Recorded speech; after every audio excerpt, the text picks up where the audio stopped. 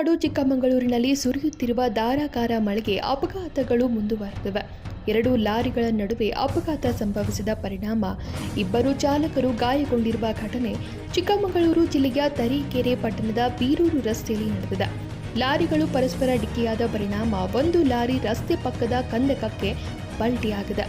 ಘಟನೆಯಲ್ಲಿ 2 ಲಾರಿಗಳ ಚಾಲಕರು ಗಾಯಗೊಂಡಿದ್ದು ತರೀಕೆರೆ ಆಸ್ಪತ್ರೆಯಲ್ಲಿ ಚಿಕಿತ್ಸೆ ನೀಡಲಾಗಿದೆ. ತರೀಕೆರೆ ಪೊಲೀಸ್ ಠಾಣಾ ವ್ಯಾಪ್ತಿಯಲ್ಲಿ ಪ್ರಕರಣ ದಾಖಲಾಗಿದೆ.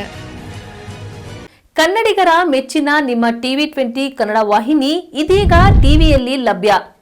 ಕರ್ನಾಟಕ ಮತ್ತು ದೇಶ ವಿದೇಶದ 360 ಡಿಗ್ರಿ ಸುದ್ದಿ ವಿವರವನ್ನ ಪಡೆಯುವುದಕ್ಕೆ ಟಿವಿ 20 ವಾಹಿನಿಯನ್ನು ಲೈಕ್ ಮಾಡಿ, ವಿಡಿಯೋಗಳನ್ನು ಶೇರ್ ಮಾಡಿ, ಕಮೆಂಟ್ ಮಾಡಿ, ಸಬ್ಸ್ಕ್ರೈಬ್ ಮಾಡಿ. HCN ಕೇಬಲ್ 842 ನಂಬರ್ನಲ್ಲಿ ಹುಕ್ಕೇರಿ ತಾಲೂಕು ಹಾಗೂ ಸಂಕೇಶ್ವರದ ಸುತ್ತಮುತ್ತಲಿನ ಹಳ್ಳಿಗಳಲ್ಲಿ ಲಭ್ಯ. PCN ಕೇಬಲ್ 129 ನಂಬರ್ನಲ್ಲಿ ಹಾರುಗೆರೆ ಸುತ್ತಮುತ್ತಲಿನ ಹಳ್ಳಿಗಳಲ್ಲಿ ಲಭ್ಯ.